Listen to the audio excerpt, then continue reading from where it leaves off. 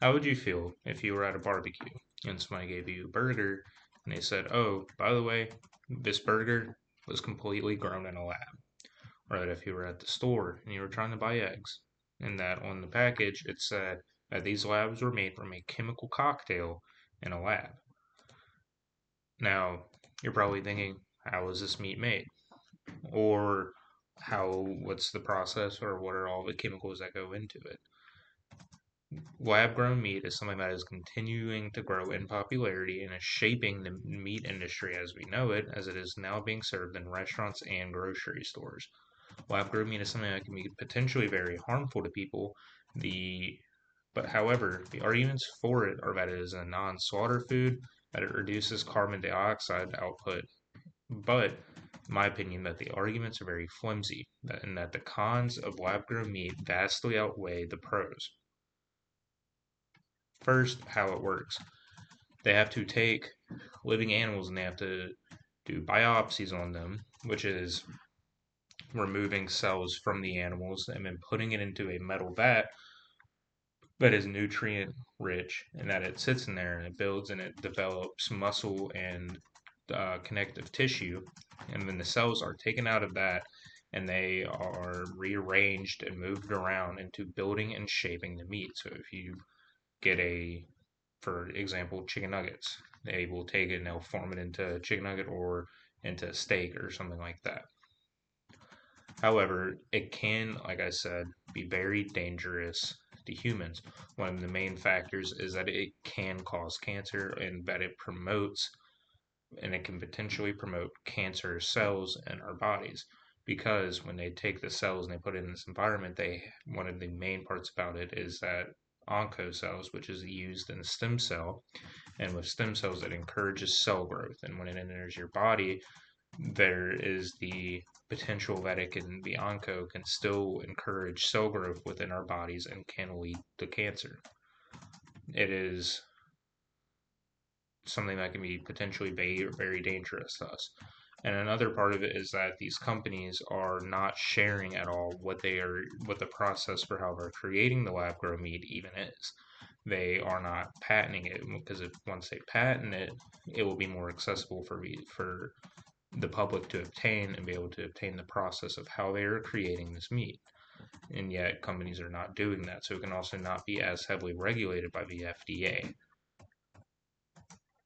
Uh, Another part of it is the continual health risk. E. coli is something that is very dangerous and very common with the meat industry nowadays. But with lab grown meat, E. coli itself becomes less of a risk because E. coli is developed in the stomach and the stomach acid of animals. But there is still potential chemical contamination affecting the foods as it is in a lab and industrial scene. Because, however, as with any industrial food production, microbiological or chemical contamination can still occur at different stages according to the EUFIC. There is also concern for bacteria growing within the cells either way, since there is no immune system to protect them. There is a high likelihood of bacterial and fungal infection growth in the meat as other human pathogens in the fats of the cells. The environment, and then also one of the major arguments for it is that it will reduce carbon footprint and be better for the environment. However, the potential for the carbon footprint of these factories and labs can be just as high.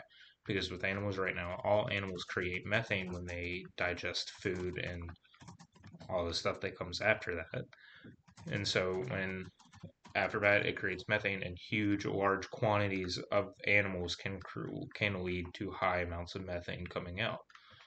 But with these labs, there's still a high chance that they will put out dangerous amounts of CO2 into the atmosphere. Cultured meats, global warming potential could be between 80% and can be as low as 80%, so it could be reduced by 80%, or it could raise CO2 outputs comparatively by 26% of that of conventional beef. It is also not completely animal cruelty free. The biopsies that they use, they need a large needle to be able to go in and extract as much of the cell as they can from the living animals, and it can still be extremely painful to these animals. Another part of it is that growing animal cells require a growth medium, and one of the ways that they get that growth medium is from fetal bovine serum, which is extracted from pregnant cows. And from the fetus of the pregnant cows, they take it and then the cow will be slaughtered. So, despite them saying that it's slaughter and animal cruelty free, there is still heavy amounts of slaughtering and animal cruelty taking place within the process of this new meat industry. 3 ways that they can help prevent this it from 3 ways that they can help prevent lab grown meat from getting out or even being as bad as it is now is heavily regulating it before the meat goes out. In Europe, they have multiple stages that food has to pass through multiple committees that can take years to make sure that when the food goes out, it is completely safe for human consumption. With things like the European Food Safety Authority, will review the foods, and it can take years for that to happen. Another thing is that when in stores, a label has to be prominently shown saying that what you are eating or what you are buying was grown in a lab, similar to how a lot of foods will label whether it is GMO, which is genetically modified organisms, or not. So it would be similar to that, as in people will know as they're consciously making the decision what they are buying, and they know in case something happens, they know where they could potentially trace back any repercussions health wise from. But in my opinion, I think the best way to go about it would be a complete ban until the science and everything can be properly done. Because I think, yes, there are concerns about the food industry right now. However, I think will be a lot easier and safer to put out regulations that will more heavily protect food and food distribution from the current meat industry compared to going and trying to create a whole new industry.